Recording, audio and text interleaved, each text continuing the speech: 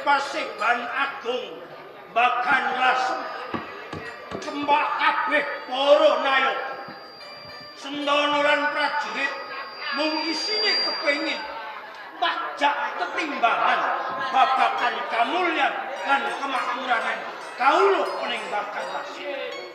Mula bali marang Dika Betawi. Kepriye kabar pawarta babagan kawula wiwit karang pradesan nganti tumuli tekaning praja ning Bagan Las.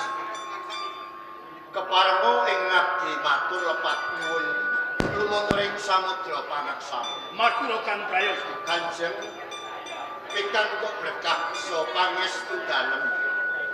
Anggen kula nderek anggenggani panjenengan dalem lenggah. Kiraya pangayoman ing Kadipaten Dagang. Ing lokal nggal menika boten angciwani. Katitik ing para kawula wiwit saking pucuking harga minggah wonten ing Kitaraja.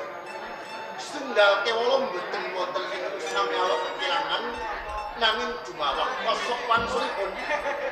Lok ing kawula dalem sesamunipun Kanjeng Adipati Suryayata ingkang dados pangarsa. Sami ngraosaken gesang Demak Dipakok Jinawi. Tata titi tenggem kerta raharja kan manggih alamanku beda sadawuh. Matur nuwun Betawi. Pakar Cikang becik kuwi distarekke aja nganti marang kawula duwe panyekrobo kang isine mung larakake marang kang kautan ya kuwi tatanan ing Bakalas. Nggih, Ayo kakek kuwi namung ngestaken dawuh. jagal lan jagul kan sira minangka tininding para prajurit ing Bakalas. Anggon kula wendah marang prajurit kepriye? Kanjeng Adipati Surawiyata. Saderipun kula matur, kula nyuwun agung ing samudra pasami. Anggenipun kula glowentap sedaya prajurit magangan enggak menika mboten wonten kekiranganipun. Menawi panjenengan badhe ngersakake sak wanci-wanci, kula kinten mboten badhe nguji wani Kanjeng Adipati. Bagus. Yen kaya ngono jumuh marang ijam-ijamane Romo Sultan Suwardi Babah Patak Cimunikat panetep-panetep Romo Kalifatullah Amirul Mukminin Pangeran Palembang Sultan Demak Bintoro sepisan. Aja nganti putra-putrane nguciwake Romo dalem Sultan kang wis kapundhut ning tapak sini. Jagol kan sira ngembani kewajibaning jagal. Aja nganti sira iki melenceng saka garis-garis tatanan pemerintahan Bakalas. Aja nganti kang sira nguciwake marang pantaning para prajurit. Kepriyan ngono tunduk kemit ana ing tapelwat sing Kadipaten Bakalas. Kepareng matur menelepat pun pamundan. Anggenipun kula jagi-jagi wonten kapelwat Bakalas. Mereka samboten mangkuci wani. Bagus. Menawi wonten pawongan patmu negari. Badhe njungking kalihan panjenengan. Panjenengan menika linggih ingkang sengecok. Mulai saged bagus bentengipun negari. Bagus yen ngono. Aja nganti tatanan pemerintahan Kadipaten Bakalas kang disuwi marang Adipati Surawiyata kuwi nuwuhake marang kawula kang kecingrangan, kawula kang nandhang bodho, kawula kang perang during tatanan aku. Aja nganti papan panembahan kuwi rusak. Aja nganti papan pawiyatan kanggo golek ilmu kuwi ajur. Aja nganti kawula pinandhang kekurangan sandang pangan lan papan. Bali marang 3 taun. Nggih, dawuh. Yen wis kaya ngono kuwi, aja nganti tatanan Bakalas dikuciwake marang salah sajining nayaka kang ora duweni rasa tanggung jawab. Sak boten-botenipun mireng sedaya aturipun jagal-jagul sangsaya damel mongko ing ati kula. Kula tiyang angka kalih ing Kadipaten Dakan ngrenggan panjenengan. Mila menawi wonten makmuripun Kadipaten Dakan sinten to ingkang saged derek kraosaken.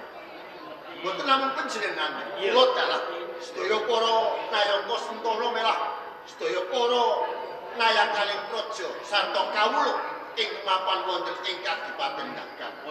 Mila Kanjeng, sumpahe ati kula menawi wonten ing Dakan menika mboten tentrem kula badhe abdiaken gesang kula kagem ngrungkepi bumi aji wonten ing Kadipaten Dakan. Matur nuwun.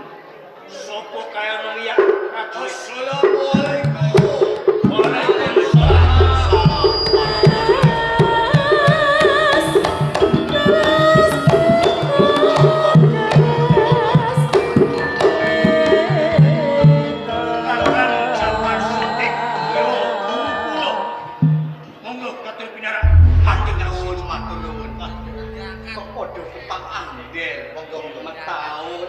Jagal-jagul, jangkel jagung. Kakang Jabar Sotik Sunan Kudus, ya guru kula rawuh nika ndadosaken kageting ati. Wonten wigatos napa panjenengan ngantos royo-royo dumugi Bakalas nanging boten paring cecolo dhateng kula. Waduh, Yayi Dipati. Yo sing gedhe panapuramu. Yen to ndadekake kejut sak sing ati. Leres. Ning iki sliramu iki mono ento-ento, apa iya mung adem-ayem ana ing dagang. Babagan nopo Kakang Jabar Sotik? Dadi durung ana surat ibrat ana ing dagan Babar pesantren Nabi. Nyanyi. Jadi iki sliramu dianggep warga ana ing Demak Bintoro apa ora? Ora ngerti to. Yen to sesuk-esuk iki mono ana jumenengan ana ing Kasultanan Demak Bintoro. Jenengan apa? Ya jumenengan sultan. Mangirin. Menawi wonten ing Demak Bintoro wonten jenengan sultan. Rikala Kamas Sultan Patius tumekaning sih ninggal putra angger piran panggil. Napa angger piran panggil sampun pinanggih? Kyai Sunoyo. Nggih. Kamangka Sultan Demak Bintoro sing rikala diasta kan babah patah panetepana Togomo ana ing Kasultanan Demak ya ramamu. Terus. Nggih. Sopo sing nglintir kawibawan ora ana liya putrane Kang Pembayun ora ana Mempatiunus. Terus. Kudune gilir gumanti.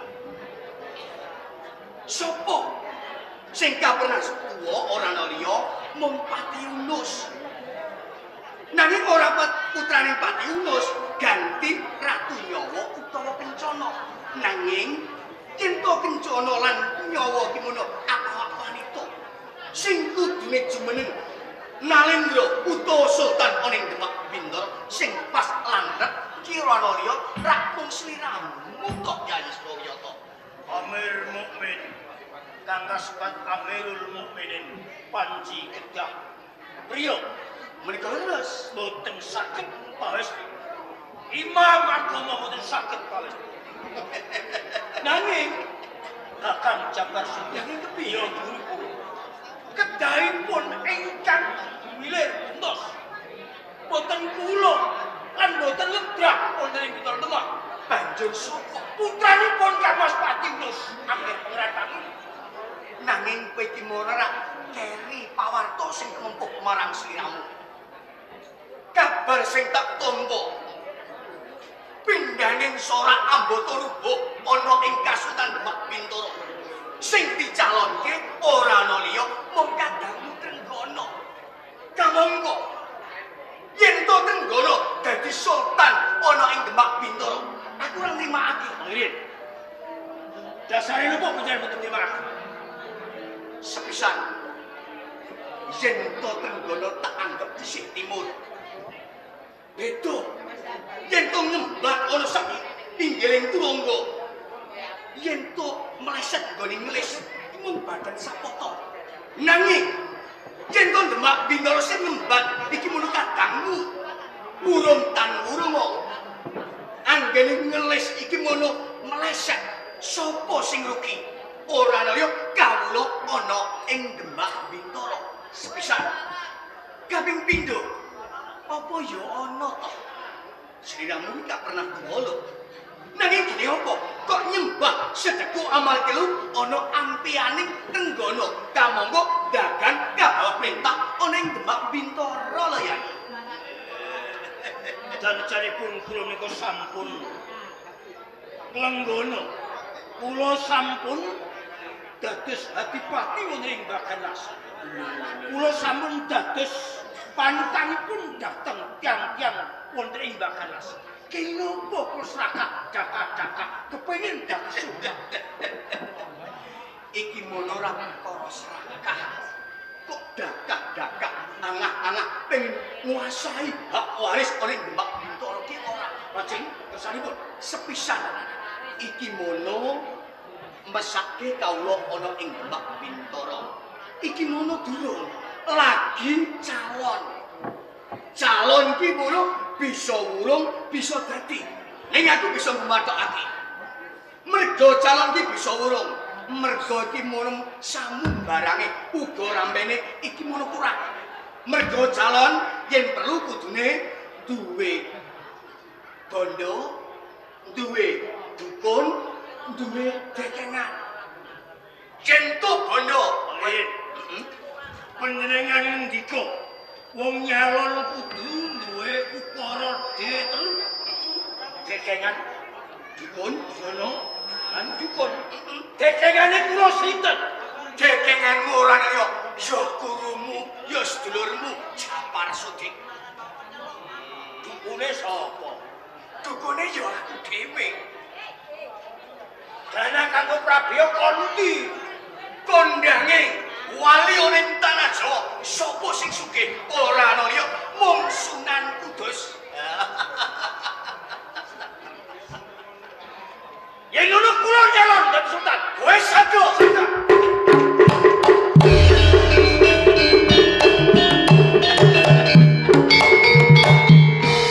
Kakang Japar Sudik Sunan Kudus ya guru kula. Iya Yai.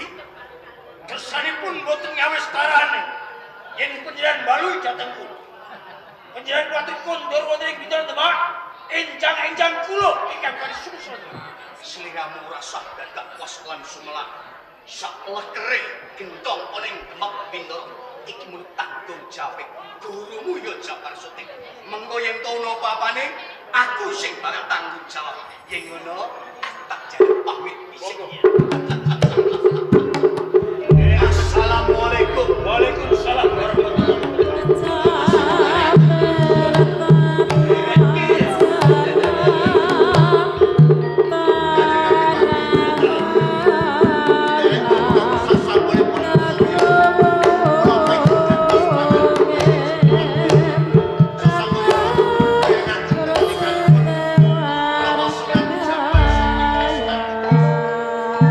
Yen ngono taun jagal-jagalan prajurit. Upama aku dimeneng sultan. Kepriye rasane atimu? Manut pangkawamang nggih kula. Saestu bingah jalaran dagang boten namung sakadipaten nanging sampun saged dados kasultanan. Mila sak enak-enake dadi bupati niku mesti luwih enak nek dadi ratu. Dibawake mesti enak nek mbawahake. Rak kaya ngono to, Bu? Yen ngono kabeh terus sarujuk. Sarujuk sangat. Yen ngono siagake turunggo kanggo budal ana ing